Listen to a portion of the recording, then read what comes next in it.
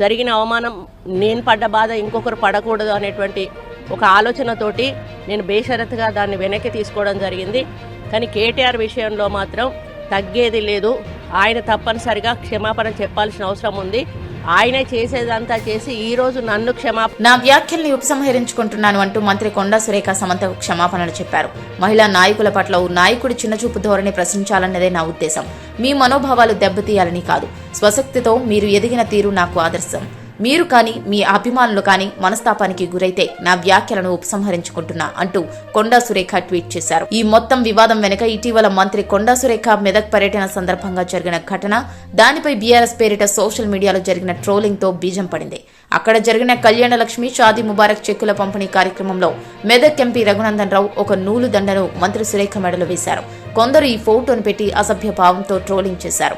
దీనిపై కొండా సురేఖ ఆవేదన వ్యక్తం చేశారు. సురేఖపై ట్రోలింగ్ కు నిరసనగా కొందరు కాంగ్రెస్ కార్యకర్తలు, చేనేత కార్మికులు తెలంగాణ భవన్ వద్ద ఆందోళన వ్యక్తం చేశారు. బుధవారం మీడియాతో కేటీఆర్ చిట్ చాట్ చేస్తూ కొండా సురేఖను విమర్శించారు. తనను ట్రోల్ చేశారంటూ సురేఖ దొంగ ఏడుపులు ఏడుస్తున్నారని వ్యాఖ్యానించారు. అనంతరం కొండా సురేఖ తీవ్రంగా స్పందిస్తూ వివాదాస్పద వ్యాఖ్యలు చేశారు. గాంధీ జయంతి సందర్భంగా మహాత్ముడికి నివాళులర్పించిన అనంతరం బాపు ఘాట్ వద్ద గాంధీ భవన్లో మీడియాతో మాట్లాడుతూ కేటీఆర్ పై విరుచుకుపట్టారు. తన వ్యక్తిత్వాన్ని హత్య చేయాలని బీఆర్ఎస్ నేతలు చూస్తున్నారని, అలాంటప్పుడు తాను దొంగ ఏడుపులు ఎందుకు ఏడుస్తానని ప్రశ్నించారు. సినీ నటి సమంత, నాగార్జున కుమారుడు నాగ చైతన్య విడిపోవడానికి కేటీఆరే కారణమని, ఆయన చాలా మంది హీరోయిన్లను బెదిరించి లొంగ తీసుకునే ప్రయత్నం చేశారని వివాదాస్పద వ్యాఖ్యలు చేశారు. నాగ చైతన్య, సమంత విడిపోవడానికి కారణం కేటీఆరే.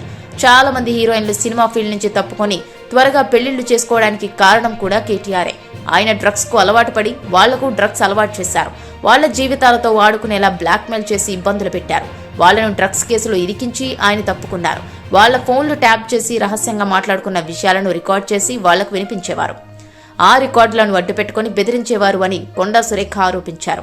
నిజానికి పార్టీ వర్కింగ్ ప్రెసిడెంట్ గా కేటీఆర్ తనను ట్రోల్ చేసిన వారిపై చర్యలు తీసుకోవాలని, కానీ అలా ఎందుకు చేయలేదని ప్రశ్నించారు.